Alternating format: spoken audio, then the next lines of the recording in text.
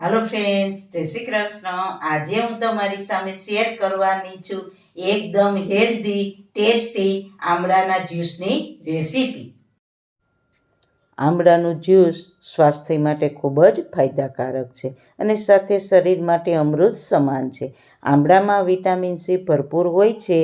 આપણા વાળ, આંખ, સ્કિન માટે ખૂબ જ ફાયદાકારક છે।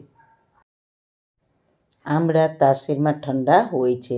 આમળાનું શરબત રોજ પીવાથી ઘણાને શરદી થઈ જાય છે। તો આપણે એ રીતના જ્યુસ બનાવશું કે આમળા તમે રોજ સેવન કરશો તો પણ તમને શરદી નહીં થાય।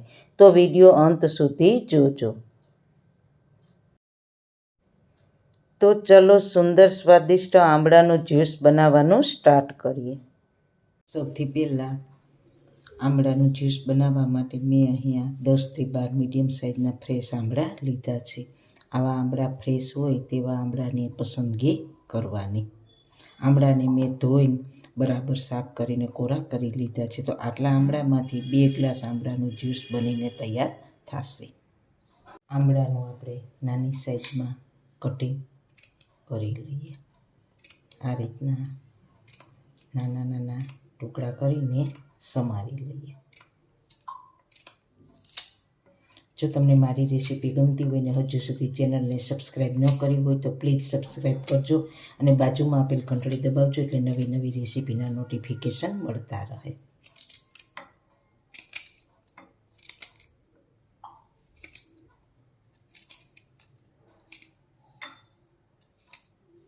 આ રીતના બીને અલગ કરી લઈશું અને આ રીતના કટિંગ કરી લઈશું। આ રીતના આપણે બધા આમળાનું કટિંગ કરી લઈશું। આમળાનું કટિંગ સરસ રીતના થઈ ગયું છે તો આમળાના પીસને મિક્સર જારમાં નાખીશું। હવે આમળાના જ્યુસથી શરદી ન થાય તેના માટે આપણે થોડાક ફ્રેશ પુદીનાના પાન, 1 ઇંચ જેટલા આદુના ટુકડા ઉમેરીશું।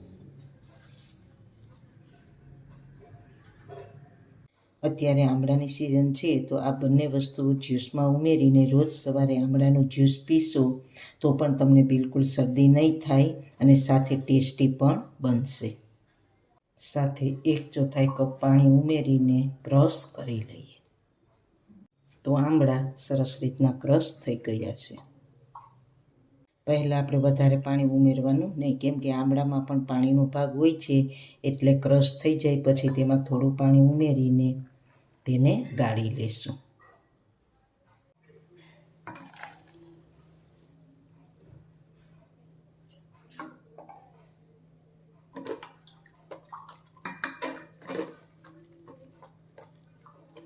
આ રીતના પ્રેસ કરીને બધો રસ આપણે કાઢી લઈશું।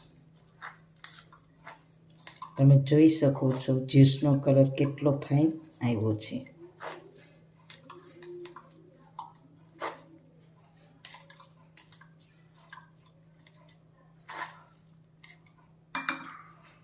જ્યુસ સરસ રીતના ગળાઈ ગયું છે અને આમળા પણ એકદમ સરસ કોરા થઈ ગયા છે। આપણે જે જ્યુસ ગાળ્યું છે તેમાંથી જે કસ નીકળ્યો છે તેને ફેંકી દેવાનો નથી। તેમાં નિમક ઉમેરીને તેને 2 દિવસ તડકે સૂકવીને તલના મુખવાસમાં મિક્સ કરવાથી મુખવાસ ખૂબ જ ટેસ્ટી બનશે। જો જ્યુસ વધારે તમારે ઘટ પીવું હોય તો પાણી ઓછું ઉમેરવાનું, પણ આ જ્યુસ પરફેક્ટ છે, ઘટ પણ નહીં અને પતલું પણ નહીં। અને જો જ્યુસ તમારે પતલું પીવું હોય તો પાણી વધારે ઉમેરવાનું। જ્યુસને વધારે ટેસ્ટી બનાવવા માટે થોડો સંચર પાવડર ઉમેરીશું, સાથે ચપટી મરી પાવડર ઉમેરીશું। છેલ્લે ગરપણમાં 2 ચમચી મધ ઉમેરીશું।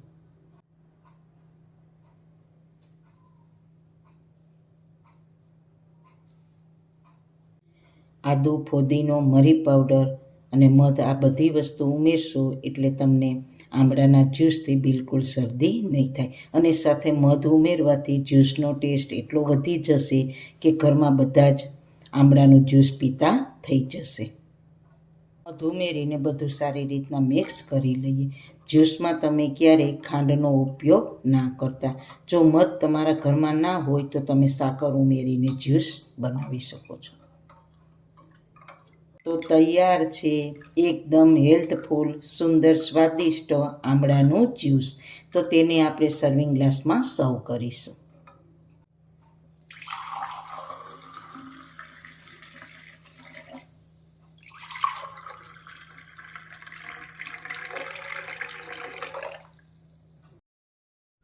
તો જોતાં જ પીવાનું મન થાય તેવું જ્યુસ તૈયાર છે.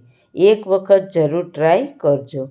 તો સારું ખાઓ, ખુશ રહો. આવી સરસ રેસીપી જોવા માટે તમારો ખૂબ ખૂબ આભાર. મારી રેસીપીને લાઈક કરજો, શેર કરજો ને મારી ચેનલને સબસ્ક્રાઈબ કરજો. ફરી મળીશું નવી રેસીપી સાથે. જય શ્રી કૃષ્ણ.